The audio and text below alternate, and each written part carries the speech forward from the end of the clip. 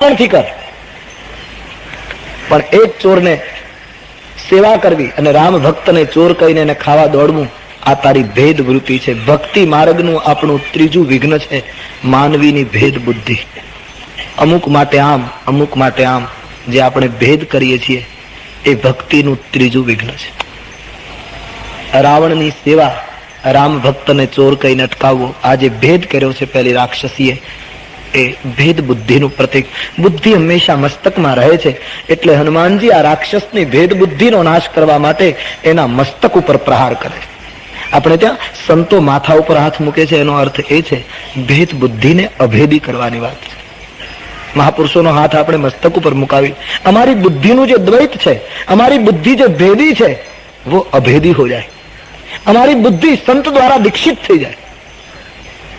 એક જ મુષ્ટિકાનો પ્રહાર હનુમાનજીએ મસ્તક ઉપર કર્યો, રુધિર બમત, મુખમાંથી રોહી નીકળી ગયું, રક્ત વહી ગયું લંકીનીને.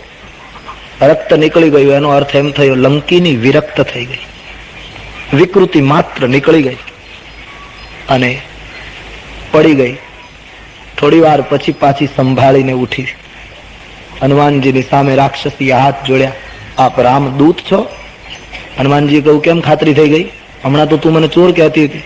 બોલે, મહારાજ, રાવણને બ્રહ્મા વરદાન આપીને જતા હતા અને એ વખતે રસ્તામાં હું મળેલી. મેં બ્રહ્માજીને પૂછેલું કે તમે રાવણને વરદાન આપ્યું છે કે વાનર અને મનુષ્ય સિવાય તારું મૃત્યુ નહીં થાય, પણ તો પછી એ મરશે ક્યારે? ત્યારે બ્રહ્માજીએ મને એમ કહેલું કે એક વાનર લંકામાં પ્રવેશ કરે અને તને મુષ્ટિકાનો પ્રહાર કરે અને વાનરના પ્રહારથી જ્યારે તું વિકળ બની જઈશ ત્યારે સમજજે કે 1 મહિનામાં રાક્ષસોનો વિનાશ થશે.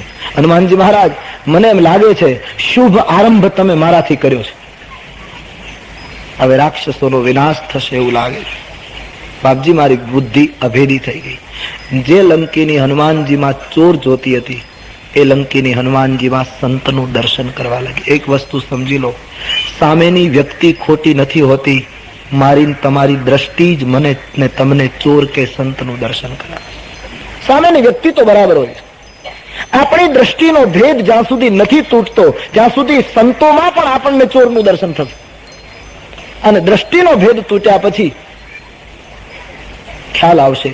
નહીતર હનુમાનજીએ કઈ 5 મિનિટ પહેલા ચોર જેવા દેખાતા હતા, એને અટકાવ્યા એટલે હનુમાનજી એના કપડા બદલી નાખ્યા, સંત જેવો વેશ કરીને આવ્યા, એવું કઈ થયું નથી. હનુમાનજી એમનેમ જ છે, પણ હનુમાનજીના હાથ દ્વારા એની આખી દ્રષ્ટિ ફરી ગઈ. સત્સંગમાં જવાથી માનવીની આખી દ્રષ્ટિ ફરે છે.